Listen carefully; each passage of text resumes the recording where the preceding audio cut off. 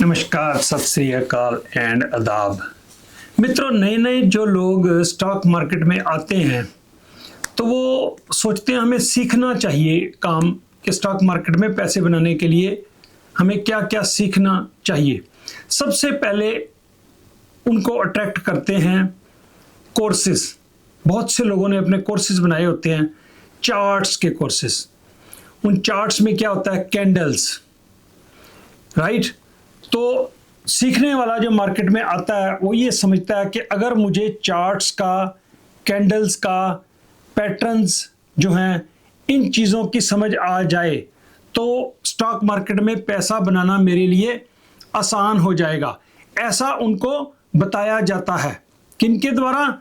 जो उन चार्ट्स को, पैटर्न्स को एक्सप्लेन करते हैं।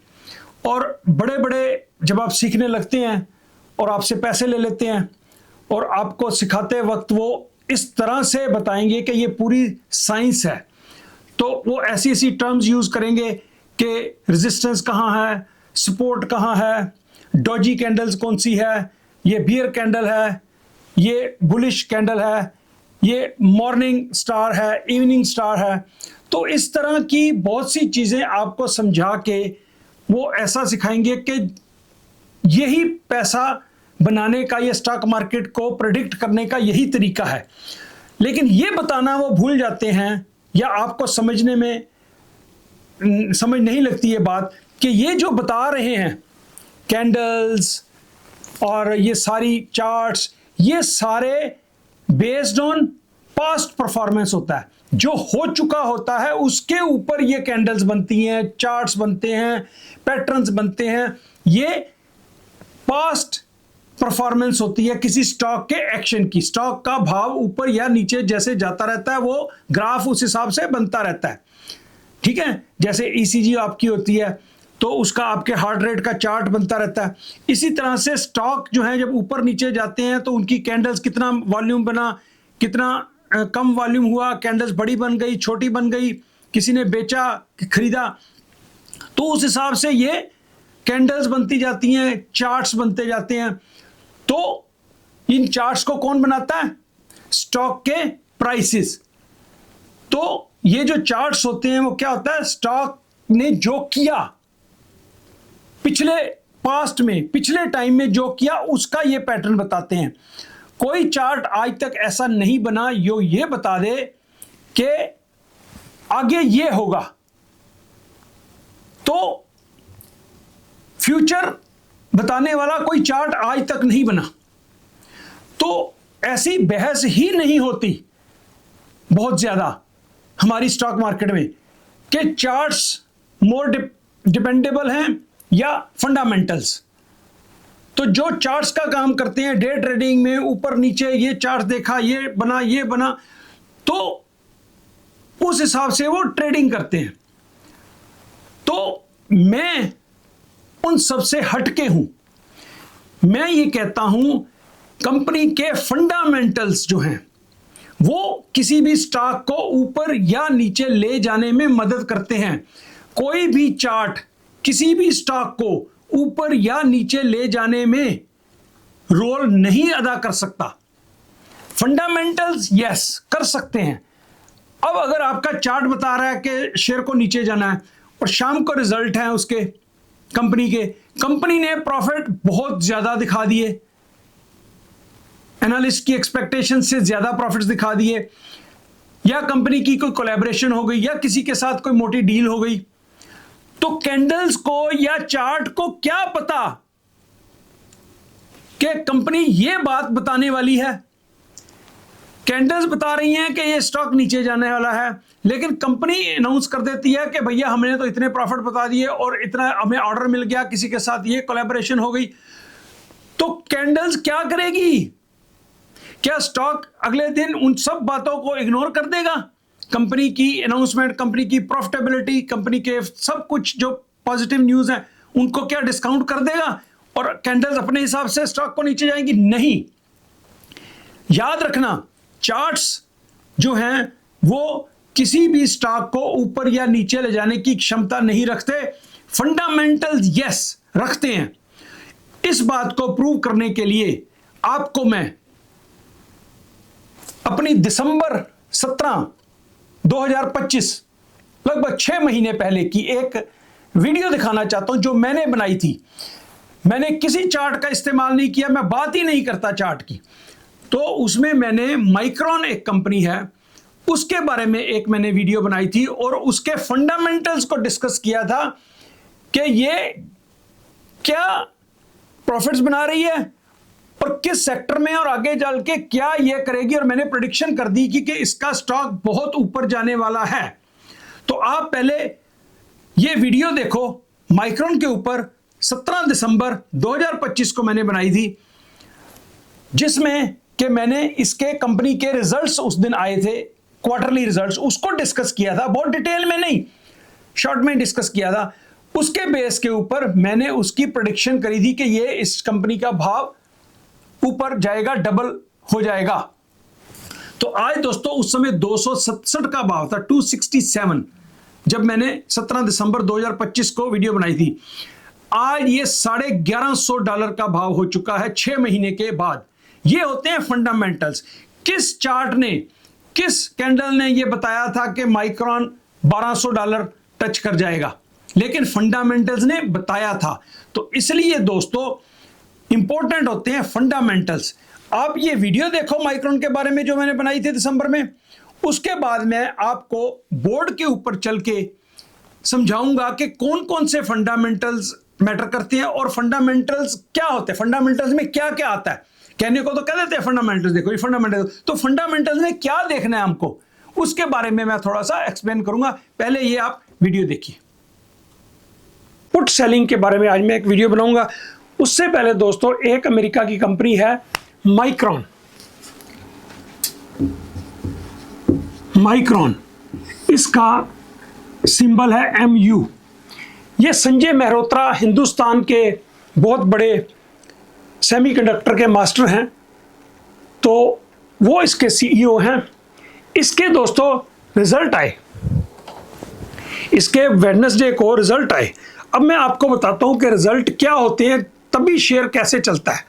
ठीक है, इस शेयर का आज भाव जो है ना 267 के आसपास बंद हुआ, 267। और ये दोस्तों 200, ये लगभग इस साल 205% इस साल बढ़ चुका है। 2025 में 205% ये बढ़ चुका है।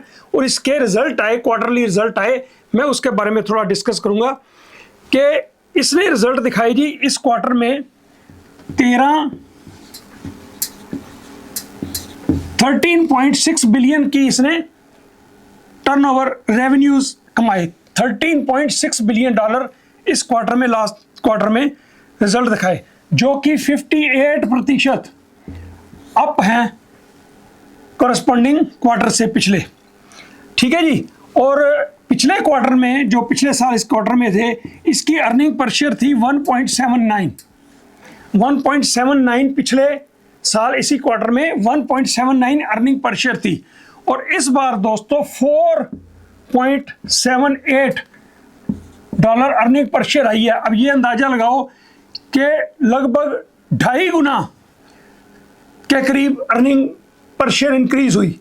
इसे कहते हैं प्रॉफिटेबिलिटी, इसे कहते हैं ग्रोथ। तो शेयर कैसे नहीं भागेगा। आप कहते हो इंडियन की कंपनियां भाग नहीं, उनकी बॉटम लाइन देखो ना, उस हिसाब से ही भागनी है। आज 267 का भाव है, इसके बावजूद इसकी PE रेशो 6 है, 6 PE रेशो है सिर्फ इसकी। कितना सस्ता है। इंडिया में आम कंपनी 23-24, 22-23-24 की PE रेशो है, 6 PE रेशो है। 267 के भाव होने के बावजूद 4.78 अर्निंग पर शेयर है। और अगले क्वार्टर की प्रोजेक्शंस देते हैं ये लोग। माइक्रॉन ने, संजय मेहरोत्रा भाई साहब ने अगले क्वार्टर की प्रोजेक्शंस दी। अब अगले क्वार्टर की प्रोजेक्शन सुन लो। इस क्वार्टर हुई 13.6 बिलियन की सेल। अगले क्वार्टर में वो कहते हैं कि हमारी सेल जो है ना जी, वो होगी 18 बिलियन, 13 बिलियन से 18 बिलियन अगले क्वार्टर में। इस क्वार्टर में 13, 17.6, अगले क्वार्टर में 18 बिलियन। और दोस्तों अर्निंग पर शेयर पिछले साल इस क्वार्टर में 1.79 थी और 4.78 इस क्वार्टर में हुई, लास्ट क्वार्टर में। और पिछले साल जो कमिंग क्वार्टर है, जो जनवरी फरवरी में होगा, उस क्वार्टर का पिछले साल अर्निंग पर शेयर थी इनकी 1.56।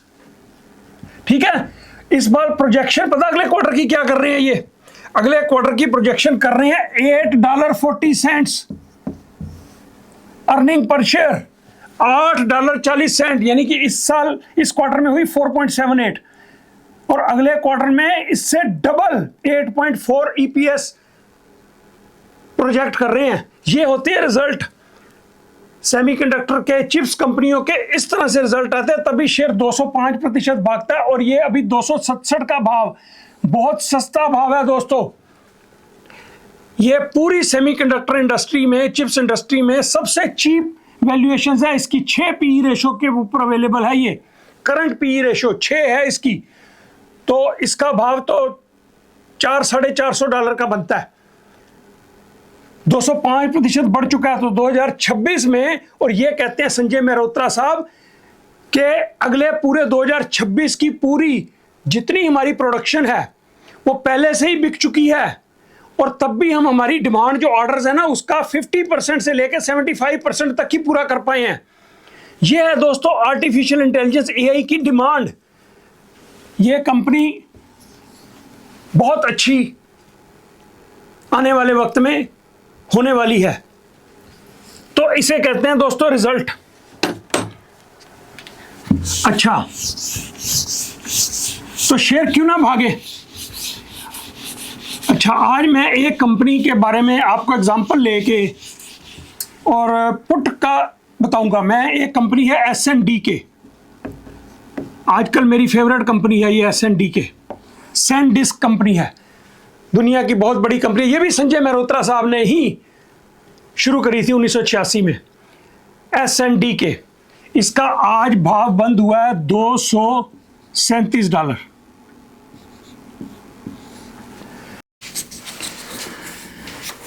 हाँ जी दोस्तों, तो आपने देखा कि किसी भी कंपनी के अगर आप फंडामेंटल्स ध्यान से देखें, उसकी रिपोर्ट्स ध्यान से पढ़ें, तो आप प्रिडिक्ट कर सकते हैं कि ये स्टॉक किस तरफ जा रहा है। ठीक है, तो आपको कोई बहुत बड़ा इकोनॉमिस्ट होने की जरूरत नहीं, ना मैं हूं। कई लोग सोचते हैं कि यार बैलेंस शीट कंपनी की पढ़ना बहुत मुश्किल काम है, मेरी तो इकोनॉमिक बैकग्राउंड नहीं है। तो उनके लिए ये बताना चाहता हूं कि मेरी भी कोई इकोनॉमिक बैकग्राउंड नहीं है, लेकिन एक कंपनी जो है हर क्वार्टर में रिजल्ट शो करती है, अपने अर्निंग रिपोर्ट शो देती है। आप उस कंपनी की अर्निंग रिपोर्ट को देखें। ठीक है, उसमें कुछ बातें जो मैं अभी आपको बताने लगा हूं कि कंपनी के फंडामेंटल्स में कौन कौन सी चीजें आपको वहां देखनी है, वहां पे लिखी होती है सिंपल सिंपल। तो आपको सिर्फ वो पढ़नी होती है, देखनी होती है और उसका पुराने क्वार्टर के साथ कंपैरिजन करना होता है। पुराने क्वार्टर की भी अर्निंग रख लो, इस क्वार्टर की भी रख लो। तो मैं कुछ आपको फंडामेंटल्स अब दिखाऊंगा जिनको देख के मैंने कई कंपनियों की प्रेडिक्शन की थी कि ये ब्लूम एनर्जी की अक्टूबर में मैंने एक वीडियो बनाई थी, उस समय ये $90-95 का भाव था। आज ब्लूम एनर्जी 340-50 को टच करके अभी 257 बंद हुआ फ्राइडे को। ठीक है, और सैनडिस्क $200 का शेयर था जब मैंने इसकी एनालिसिस किया था। इसकी रिपोर्ट्स देख के, इसकी अर्निंग देख के, इसकी कॉन्फ्रेंस कॉल देख के, तो अभी वो भाई $2150 का भाव उसका हो चुका है। और माइक्रॉन, उसकी आपने वीडियो भी देखी। तो मैं आपको बताऊंगा, इट्स सिंपल, फंडामेंटल्स कभी फेल नहीं होते, चार्ट्स अक्सर फेल होते हैं। 10 में से 2 बार किसी चार्ट, वो तो वैसे ही आप आंखें बंद करके कोई प्रेडिक्ट कर लोगे तो वो तो सही साबित हो जाएगी। तो चार्ट्स वाले तो फिर अरबपति बन जाएं सब लोग। अगर चार्ट्स के हिसाब से स्टॉक ने परफॉर्म करना हो तो स्टॉक ऊपर या नीचे जाते हैं या लॉन्ग टर्म परफॉर्म करते हैं। किसके बेसिस के ऊपर? अपने फंडामेंटल्स के ऊपर। और फंडामेंटल्स में क्या क्या चीजें आपको देखनी है वो मैं आज की वीडियो में अभी आपको समझाता हूं। सबसे पहले आपको यह पता होना चाहिए कि कंपनी की अर्निंग रिपोर्ट आ गई, क्वार्टरली अर्निंग रिपोर्ट आती है, उसमें आपको यह देखना है उसकी पहले तो ईयर ओवर ईयर ग्रोथ होती है। कंपनी के रेवेन्यूज की क्या होती है? Year over year growth. के पिछले साल अगर सेकंड क्वार्टर है अब चल रहा, तो पिछले साल सेकंड क्वार्टर में कंपनी की क्या रेवेन्यू थे और इस साल के सेकंड क्वार्टर में 2026 में उसके कितने रेवेन्यूज हैं, उसकी ग्रोथ आप देखो, उसे कहते हैं ईयर ओवर ईयर ग्रोथ। ये तो इंपॉर्टेंट है ही। उसके बाद एक दोस्तों होती है सिक्वेंशियल ग्रोथ। तो ये सिक्वेंशियल ग्रोथ ये होती है कि उसी कंपनी का पिछले क्वार्टर में, फर्स्ट क्वार्टर ऑफ 26 में इसका क्या रेवेन्यू था और सेकंड क्वार्टर में क्या रेवेन्यू हुआ, तो उसमें जो ग्रोथ आएगी उसे सिक्वेंशियल ग्रोथ कहते हैं, क्वार्टर ओवर क्वार्टर। ये हुआ corresponding quarter of last year. एक तो आपने रेवेन्यू की ग्रोथ देखनी है, उसकी कंपैरिजन कर लेनी है।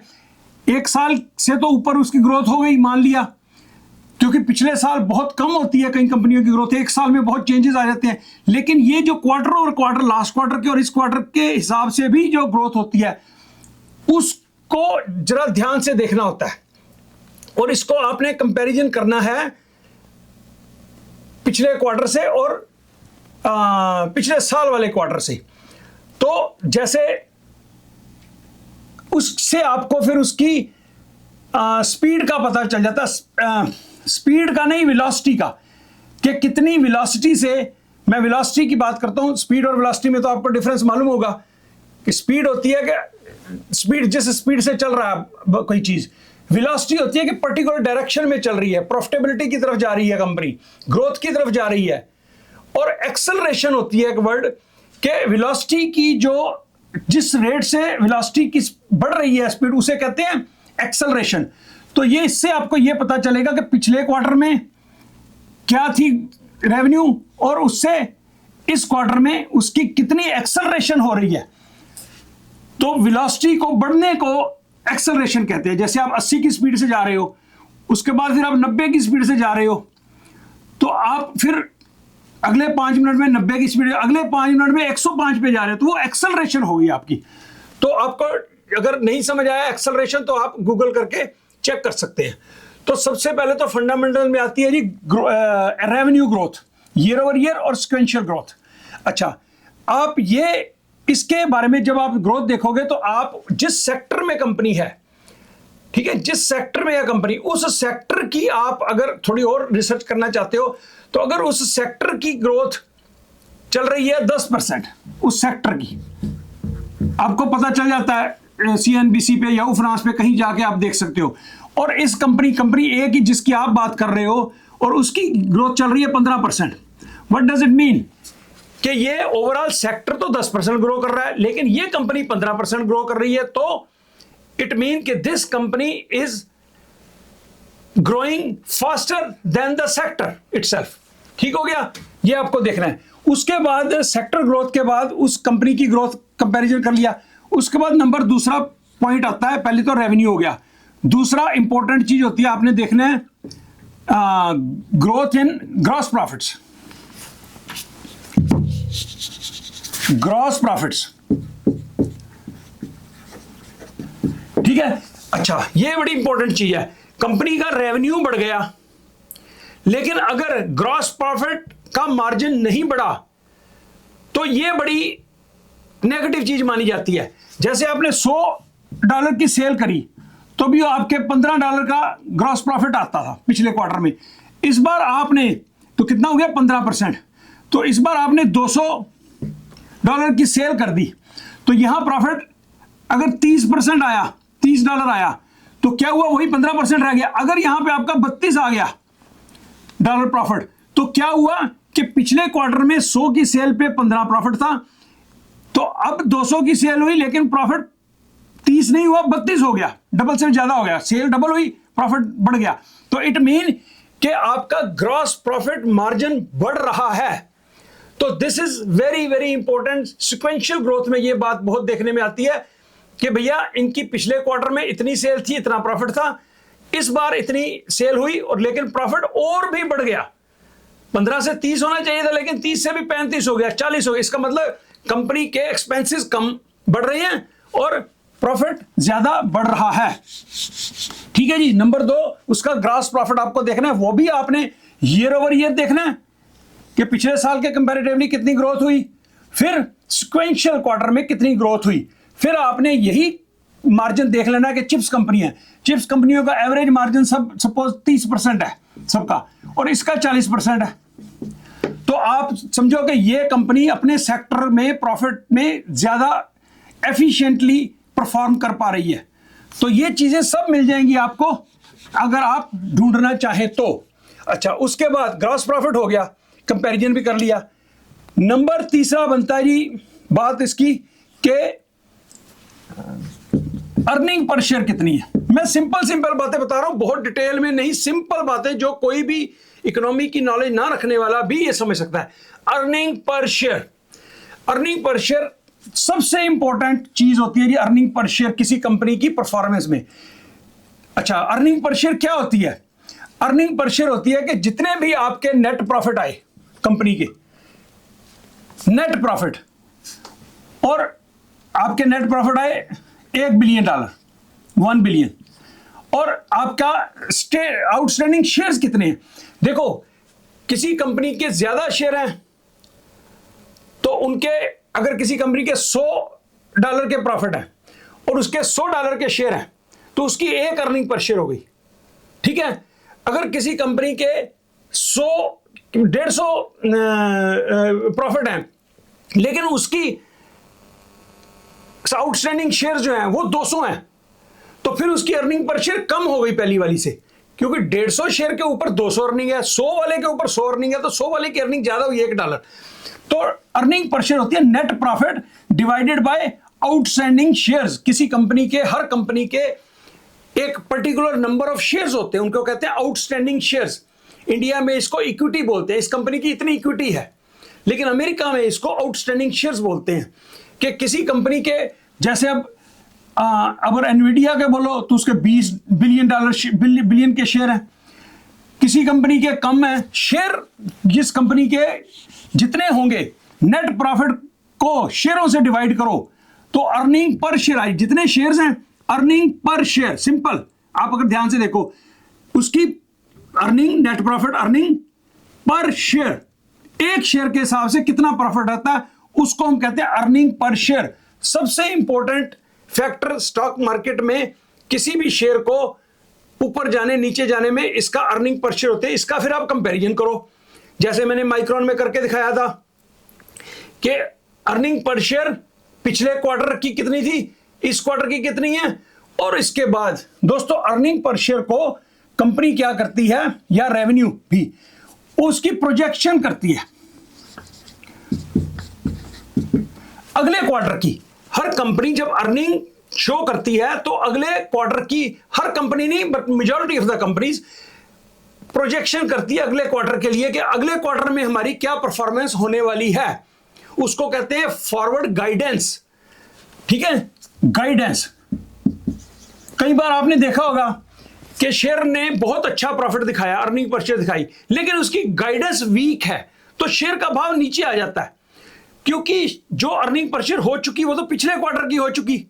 ठीक है, लेकिन अभी उन्होंने फ्यूचर की प्रोजेक्शन दे दी कि फ्यूचर गाइडेंस जो है, इस बार सपोज किसी कंपनी ने $5 अर्निंग पर शेयर दिखाई, अगले क्वार्टर में दिखा दिया कि भैया हमारी $4.5 की अर्निंग पर शेयर है अगले क्वार्टर में, तो शेयर तो नीचे गिरेगा ना। हालांकि पिछले क्वार्टर में 3 थी, 3 से 5 हुई, लेकिन अगले क्वार्टर की उन्होंने कह दिया हमें 5.5, इस 4.5, इसका मतलब 5 से गिर के 4.5 रह जाएगी, तो इसका मतलब डिक्लाइन करेगी अगले क्वार्टर में। गाइडेंस वीक उसे कहते हैं। तो फिर शेयर का प्राइस गिरेगा। अगर फ्यूचर अर्निंग उसने कमजोर दिखा दी, या रेवेन्यू की भी प्रोजेक्शन करते हैं वो, और अर्निंग पर शेयर की भी प्रोजेक्शन करते हैं, उसे कहते हैं ईपीएस गाइडेंस, फ्यूचर गाइडेंस अगले क्वार्टर की। तो आपको यह कंपैरिजन करना है अर्निंग पर शेयर का। ठीक है, पिछले क्वार्टर में कितनी थी, इस क्वार्टर में कितनी है, जैसे मैंने माइक्रोन की करके दिखाई आपको। ठीक है जी। उसके बाद एक और इंपॉर्टेंट फैक्टर होता है, अक्सर आपने सुना होगा, पीई रेशियो।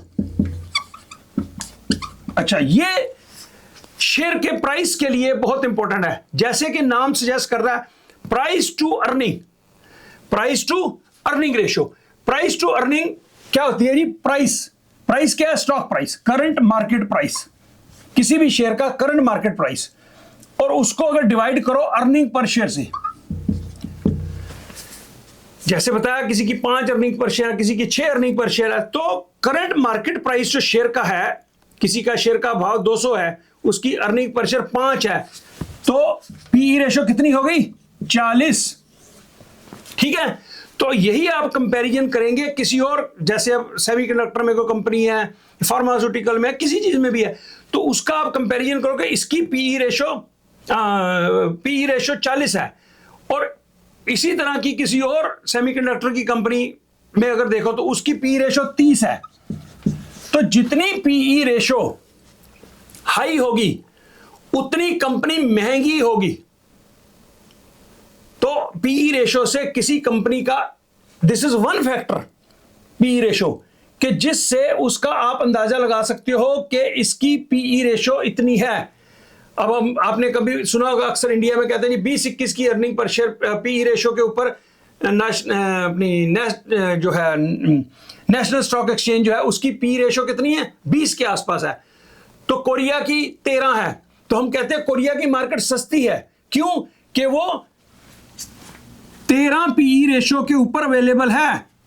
ओवरऑल सारी जो कंपनीज है ना, उसका सारों का करंट मार्केट प्राइस ले लेते हैं, उसको ईपीएस से, अर्निंग पर शेयर से डिवाइड करते हैं, तो फिर आ जाता है वो किसी भी मार्केट का पीई रेशियो। लेकिन हम यहां इंडिविजुअल स्टॉक्स की बात करते हैं। ये इंडिविजुअल स्टॉक, कोई भी कंपनी का जो भी भाव हो, उसका करंट मार्केट प्राइस 100 हो तो 100, ठीक है, 100 भाव है उसका, उसकी अर्निंग पर शेयर 20 आ गई, तो पी रेशियो कितनी हो गई? 5। तो क्या हो गया कि $100 वाला शेयर जो है 5 पी रेशियो, बहुत सस्ता है भैया। फिर इसको बढ़ेगा, ये इसका भाव 200 हो गया, अर्निंग पर शेयर उसकी 20 है, अब पी रेशियो कितनी होगी? 10। जब भाव 100 से शेयर का बढ़ जाए, पी रेशियो कम बढ़ जाती है, तो शेयर का भाव 400 हो गया। ठीक है, जब 400 शेयर का भाव हो गया, 20 अर्निंग पर शेयर है, current market price divided by earning per share, वो आती है पी रेशियो। तो अब 400 भाव हो गया इसी शेयर का, 20 अर्निंग पर शेयर है, तो ये पी रेशियो कितनी होगी? 20। अब हम सोचेंगे कि 20 अर्निंग पर शेयर, 400 क्योंकि भाव हो गया, तो अब ये कहेंगे कि रीजनेबली प्राइस्ड हो गया।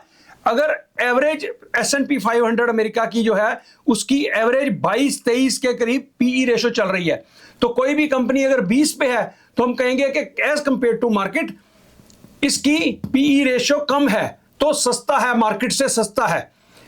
अच्छा, ये जो पीई रेशियो है, ये बड़ी कॉम्प्लिकेटेड चीज है। तो आप सिर्फ पीई रेशियो से किसी शेयर का अंदाजा नहीं लगा सकते, क्योंकि पीई रेशियो होती है पिछले क्वार्टर का जो प्रॉफिट हुआ है, और जितने शेयर हैं उसको डिवाइड करके पी, उसका मार्केट का भाव है जो, उसको डिवाइड करके बन की पी रेशियो। लेकिन अभी जो आने वाले क्वार्टर में उसकी प्रोजेक्शन है किसी कंपनी की, जैसे मैंने अभी बताया कि 20 अर्निंग पर शेयर है, ठीक है, लेकिन अगला क्वार्टर कंपनी ने, उसका भाव है जी 200, तो पी रेशियो कितनी होगी? 10। लेकिन कंपनी ने कहा कि अगले क्वार्टर में हमारी जो ईपीएस है वो 30 हो जानी है, 30 हो जानी है। तो अब 200 को 30 से डिवाइड कर दो, 200 को 30 से, तो 30 शिका 180, 20, लगभग 6.8 हो गई। तो अब इसकी पी रेशियो 6.8 रह गई, क्योंकि इसकी अर्निंग पर शेयर बढ़ गई। तो जितनी अर्निंग पर शेयर बढ़ती जाएगी, तो उस हिसाब से अगर शेयर का प्राइस वहीं रहे, तो पी रेशियो घटती जाएगी। तो इसलिए क्या हो गया कि सस्ता हो गया शेयर, तो इसीलिए भाव बढ़ जाता है शेयर का। जब ईपीएस बढ़ती है, ईपीएस बढ़ने से शेयर का भाव भी बढ़ जाता है, ताकि पी रेशियो इसकी वही के वही रहे।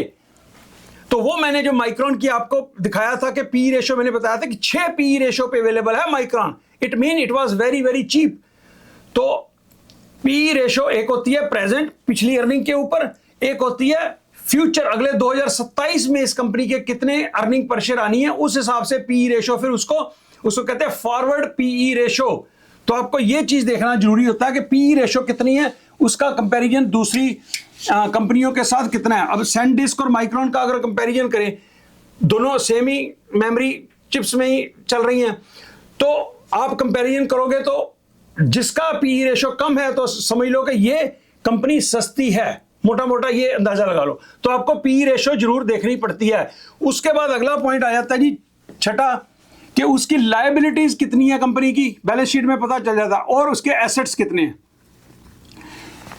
कि कोई कंपनी देनदारी ज्यादा, उधार लेके काम कर रखा है उन्होंने, और एसेट्स कितनी है, ये आपको ध्यान रखना होता है कि उसकी एसेट्स कितनी है, लायबिलिटीज कितनी है, नेगेटिव में तो नहीं है, ठीक है।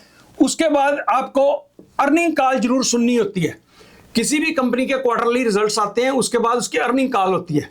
तो अर्निंग कॉल में आपको सारे वो सीईओ कंपनी का और सीएफओ अपनी बात कहते हैं। उसके बाद फिर जो फाइनेंशियल एनालिस्ट हैं वो उस सीईओ से सवाल पूछते हैं, जो भी डाउट्स होते हैं, तो फिर वो उनको जवाब देते हैं। अगर आप किसी कंपनी में इन्वेस्टेड हो, काफी पैसा आपने इन्वेस्ट कर रखा है, तो अर्निंग कॉल सुननी बड़ी जरूरी है।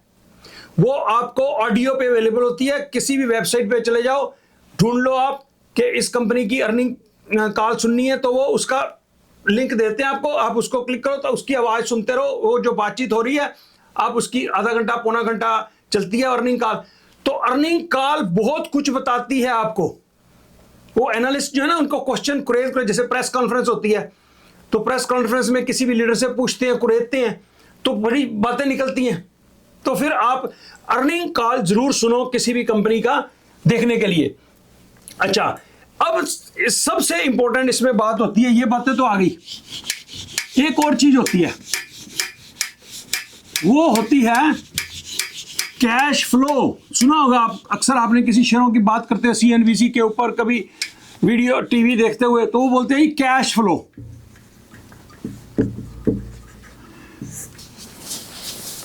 कैश फ्लो क्या होता है? एक कंपनी ने 1 मिलियन की सेल करी, ठीक है, उसकी 7 लाख की उसकी कॉस्ट है, 1 मिलियन की उसने कर दी, उसने कहा 30 लाख का हमने प्रॉफिट कमाया, ठीक है, 30 लाख का सपोज उन्होंने प्रॉफिट कमा लिया। तो अभी प्रॉफिट तो कमा लिया, लेकिन इनको 1 मिलियन की सेल कर ली, लेकिन पेमेंट अभी आई नहीं, उधार में वो सेल करी, तो कैश फ्लो क्या हुआ इस कंपनी का? 0। जितनी सेल हुई सारी उधार में हुई। लेकिन अब अगर आप उसकी बैलेंस शीट पढ़ोगे तो उसमें आएगा जी 30% प्रॉफिट कमाया इन्होंने, 30 लाख का प्रॉफिट कमाया, अर्निंग पर शेयर भी आ गई, प्रॉफिट भी आ गया। लेकिन ये जो 30 लाख का प्रॉफिट आया वो अभी उधार में है। कंपनी का जो कैश फ्लो क्या होता है कि जितना कंपनी से कैश बाहर गया और कितना आया, उन दोनों को आप कैलकुलेट करो। तो अगर पॉजिटिव कैश फ्लो है, जैसे $1 लाख आया कंपनी को और उन्होंने 70,000 खर्च किया, तो 30,000 का पॉजिटिव कैश फ्लो है। यह देखना बहुत जरूरी होता है कि पॉजिटिव कैश फ्लो है या नहीं है। अब ओरेकल एक कंपनी सुनी होगी आपने, अर्निंग पर शेयर भी है, प्रॉफिट्स भी हैं, भैया इसका पॉजिटिव कैश फ्लो है ही नहीं, कैश फ्लो इसका बहुत कमजोर है, इसीलिए इसका भाव अभी 350 को टच करके अभी 150 आ गया। रिजल्ट आए 200 था, रिजल्ट के बाद 150 आ गया। हमने कभी अपने ग्रुप में ओरेकल की कभी भी पुट नहीं बेची।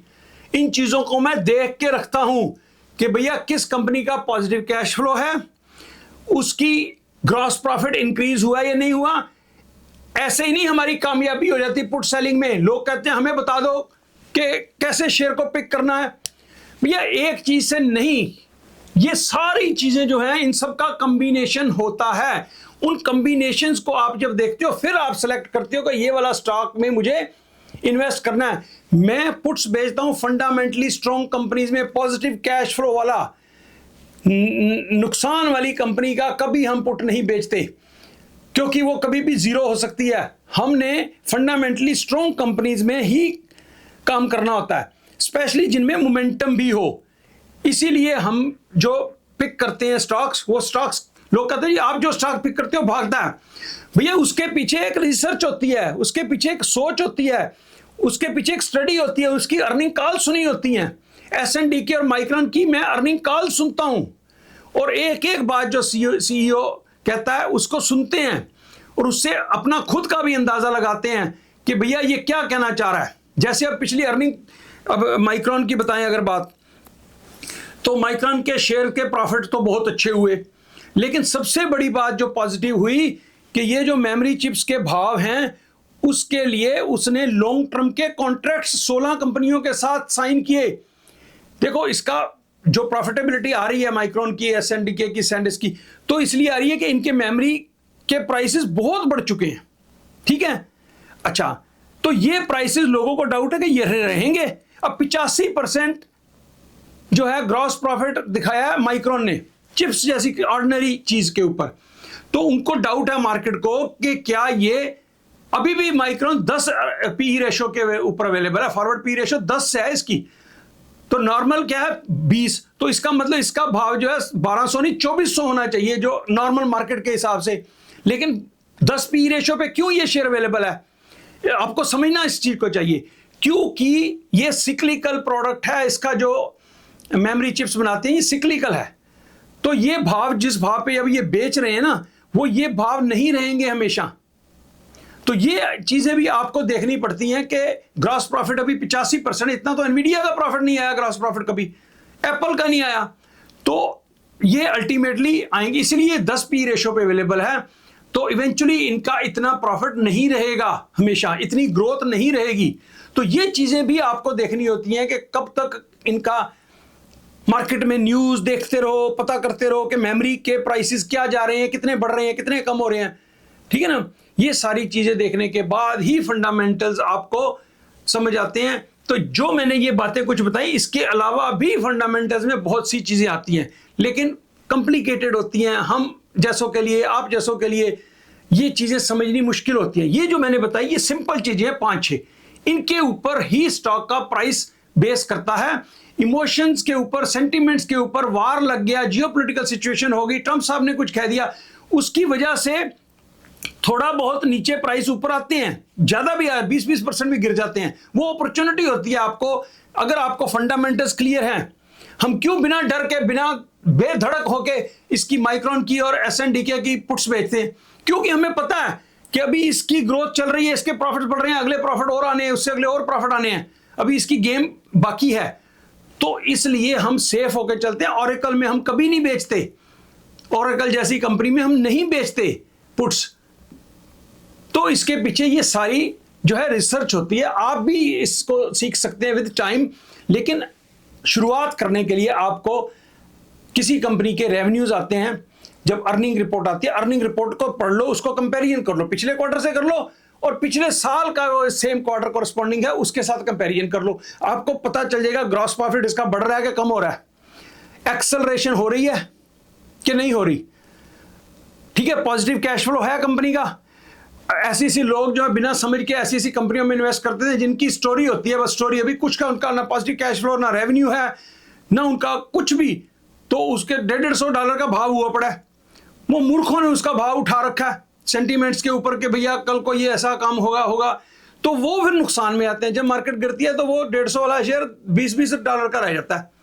अगर फंडामेंटल्स के ऊपर आप नहीं इन्वेस्ट करोगे, चार्ट्स के ऊपर, बेस के ऊपर करोगे, चार्ट्स कुछ नहीं, चार्ट्स तो सिर्फ बेजान है, चार्ट्स फैक्ट्स के ऊपर है ही नहीं, चार्ट्स को पता ही नहीं, कैंडल्स को पता ही नहीं कि कंपनी क्या करने वाली है, क्या न्यूज आने वाला है, ट्रंप साहब क्या कहने वाले हैं, ये मैटर करती हैं चीजें। कैंडल्स को नहीं पता होता कि क्या होगा। तो इसलिए मेरे दोस्तों, मेरी एक आपसे दरखास्त है कि ग्राफ चार्ट्स देख लो, उसका पिछला परफॉर्मेंस देख लो, देखने में कोई हर्ज नहीं है कि भैया ये पहले कैसे परफॉर्म किया, 1 साल पहले कितना था, 6 महीने पहले कितना था, 20 डे मूविंग एवरेज क्या है, 50 डे मूविंग एवरेज क्या है, थोड़ा सा अंदाजा लगा लो, लेकिन चार्ट्स के बेस के ऊपर आप इन्वेस्टमेंट के डिसीजन नहीं ले सकते। This is absolutely wrong. Minute to minute chart देख के आप अगर कोई डिसीजन लोगे गलत होगा। फंडामेंटल्स कभी फेल नहीं होते। कोई दुनिया का आदमी चार्ट वाला, चार्ट का स्पेशलिस्ट दुनिया का सबसे बड़ा मुझे बता दे कि फंडामेंटल्स फेल हुए हैं कभी? कंपनी के फंडामेंटल्स फेल नहीं होंगे कभी भी। और चार्ट्स 100 बार बता देता हूं मैं, फेल हुए, तब फेल हुए, तब फेल हुए, ईरान वार हुआ तब फेल हुए, मोदी जी इलेक्शन जीते हारे तब फेल हुए, क्या होगा, वार खत्म हो गया तब चेंज हुए। तो चार्ट्स तो चेंज होते हैं, फंडामेंटल्स कंपनी के नहीं चेंज होंगे। अच्छी फंडामेंटल कंपनी में इन्वेस्ट करिए, पुट सेलिंग करिए और गैम्बल मत कीजिए, लीवरेज कम से कम इस्तेमाल कीजिए, मार्जिन इस्तेमाल करिए लेकिन बड़े ध्यान से, और खूब पैसा बनाइए। Thank you very much.